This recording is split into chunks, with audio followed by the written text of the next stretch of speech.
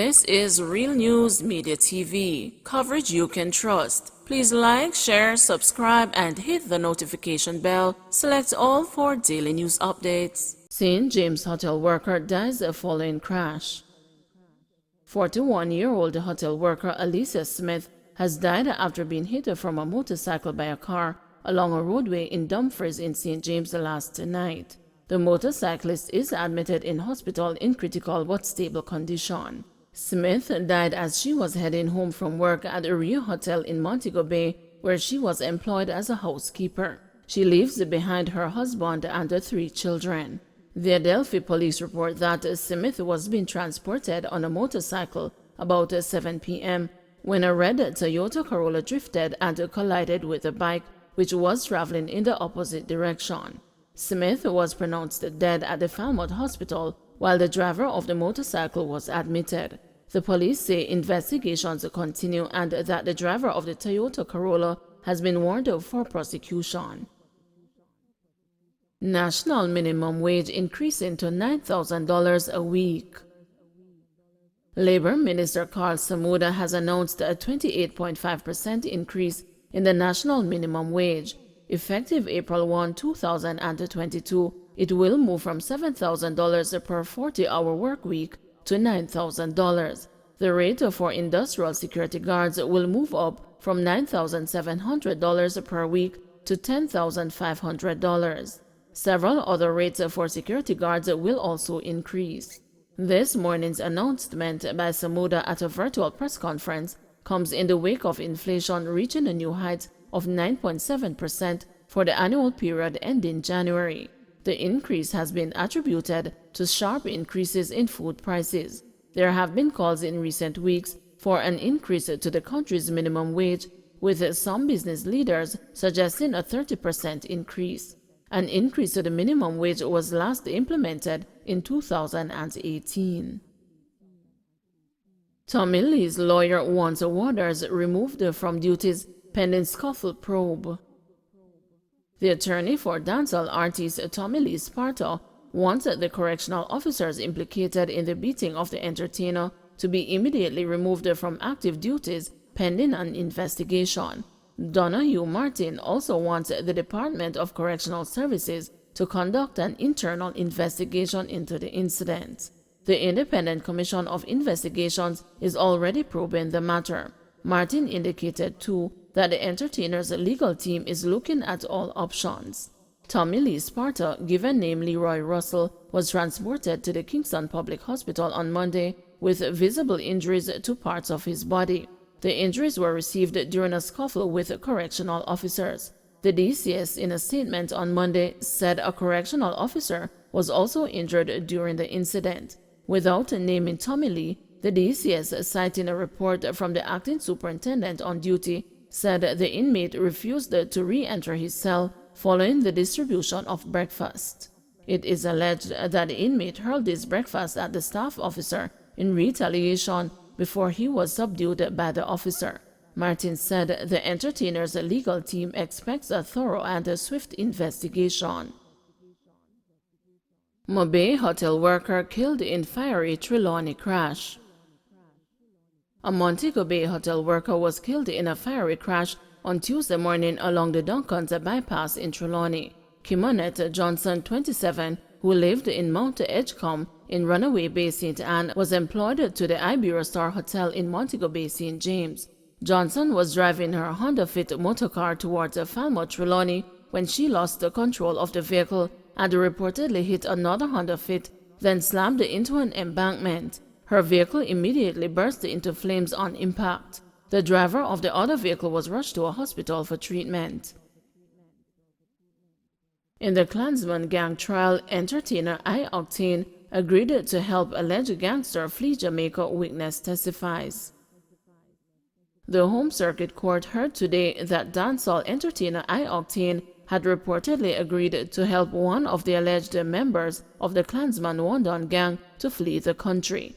The artist's name was mentioned during a conversation between defendant Fabian Crooks Johnson and the ex-gangster who secretly recorded the conversations. Link call the boy Octane paniting. He might tell me about 250. Coming like a joke thing. Crooks was heard saying. The ex-gangster then asked whether the entertainer was selling him something for $250,000 or was giving him the money. Crooks replied, "No, panny ting, man. Panny book ting, you see it?" When asked to explain what the conversation was about, the ex-gangster, who is the prosecution's second witness, told the court that prior to the recorded conversation, he was a part of a conversation in which Crooks had reportedly asked I-Octane to help him to leave the country. According to the witness, he told him he could arrange for him to get a visa to travel with him on tour as part of his entourage. Crooks was asking I-Octane about some money that he had for a black man, and Crooks was asking him if he can help him to leave the country, and I-Octane was telling him, "I easy think that as him can get a visa make him come on tour, but him responsible for himself," the witness said. This is the second time in the trial that the artist has been mentioned. The same prosecution witness had testified that the reputed leader Andre Blackman Brand and the other alleged gang members had visited the entertainer's studio to record music with him. DPP concerned about the planned Nzinga King protest. Director of Public Prosecutions Paul Llewellyn has raised a concern about reports that members of the Rastafarian community are planning to demonstrate in front of her office in downtown Kingston on Thursday. It was reported that the protest is in relation to the DPP's ruling in the matter of the cutting of the dreadlocks of 19-year-old Rastafarian Nzinga King while she was in custody at the Four Paths police station. King had alleged that her locks were cut by a policewoman while she was at the Clarendon-based police station in July 2021. King was detained because she was unable to pay a court fine for breaching the Disaster Risk Management Act. The DPP had ruled that no one should be charged and had recommended that King could seek redress in the Supreme Court.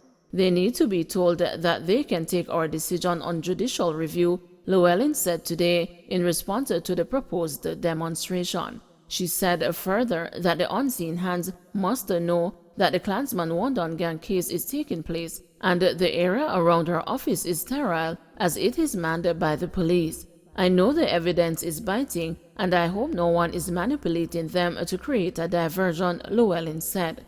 She, however, remarked that she respects the people's right to peaceful assembly. Cousins killed in 3-vehicle crash on Spurtree Hill. A St. Elizabeth family is now in mourning after 2 cousins died in a mid-morning crash on Spurtree Hill in the community of Gutters in the parish. Omar Hewitt, 25, and Nevardo Brown, 21, were killed when their motorcycle was hit by a Toyota Mark X heading towards Manchester. The cousins were heading down Spurtree Hill towards St. Elizabeth. On impact, the men were flung into the air, then landed on the windshield of a Toyota coaster bus. They died on the spot. The cousins were both welders at Austin's welding shop in Pepper, St. Elizabeth. NIA supports calls for probe of FLA. National Integrity Action has joined the call for the major organized crime and anti-corruption agency and the Integrity Commission to probe alleged impropriety in the issuing of gun permits by the Firearm Licensing Authority.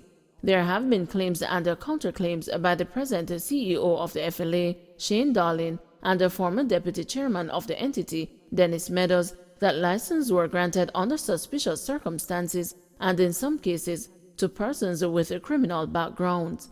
NIA says it supports the call by Jamaicans for justice for investigation of who received the permits and that the FLA officials involved must be prosecuted for any breach of the law.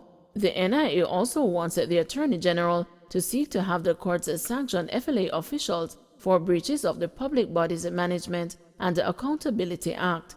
It says the FLA has been in breach of that act as well as the Firearms Act for the last 4 years for its failure to submit annual reports of its activities and accounts to Parliament. VTDI and NCT vet employees stage sit-in. Classes have been disrupted again at the Vocational Training Development Institute on Gordon Town Road in St. Andrew due to a sit-in by employees. Employees at the National Council on Technical and Vocational Education and Training have also stopped working. The employees say they feel disrespected that a promised meeting with the Ministry of Education to discuss their concerns has not materialized. They had staged a protest on January 20 concerning pay and contract issues. A week after that protest, the workers were promised a meeting with the permanent secretary in the Ministry of Education. However, Earl Samuels, the National Workers Union delegate at NCTVET, said no further contact has been made. We were promised a follow-up meeting from as far back as February 11. Now it is 11 days later, and there is still no concrete meeting in place to address the issues that we had. So we have taken further action until the meeting, plus there is something concrete from that meeting as well, he said. We do certification and assessment and quality assurance audits. So from our standpoint, we are no longer doing examination results, no longer printing certificates, and no longer doing audits of institutions, Mr. Samuels declared. Don't forget to like, share, subscribe, and hit the notification bell. Select all for daily news updates.